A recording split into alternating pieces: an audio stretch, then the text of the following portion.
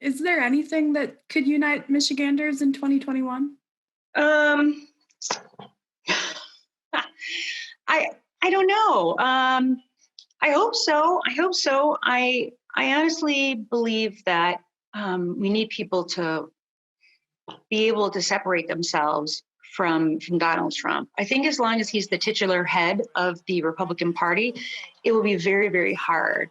If you had more traditional Republicans, the Romneys, the McCains, the Bushes, I honestly think that it would be easier, and that there'd be less partisanship. But as long as you have Republicans who cling to this man and cling to his hatefulness, it's going to be very hard to do that. And I know that I'm not one to tell another party who their leader ought to be, but not this guy, man. I mean, he's not helpful for the country. He's not helpful for the state of Michigan.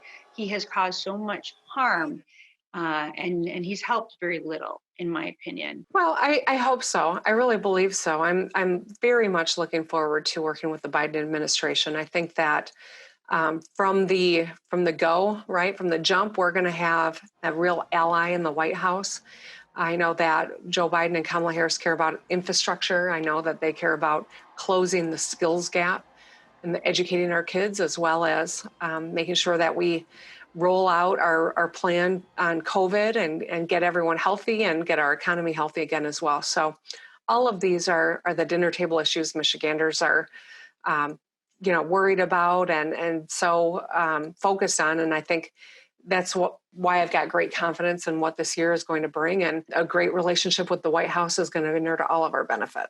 The truth can truly, I mean, not to sound hyperbolic, but just the truth can and should unite all of us. Number one, we have a virus, a pandemic that is still challenging every person in the state, that isn't discriminating based on geography or partisanship or any other qualification. It's affecting all of us. It's affecting every family.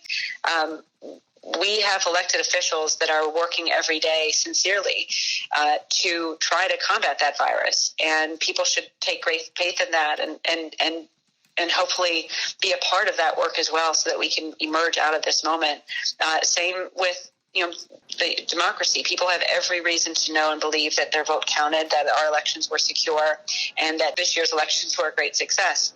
That truth is something that people can get behind, even if they were unhappy with the results of the election. People should be able to get behind it because it's the truth. And leaders have a responsibility to embrace this first and foremost with the same set of facts. And though we may disagree on how to solve the problems ahead of us, if we can at least operate from the same set of facts, acknowledge the truths that science and data would indicate are solid, and then have an actual deliberative conversation about solving problems together that affect the people of the state.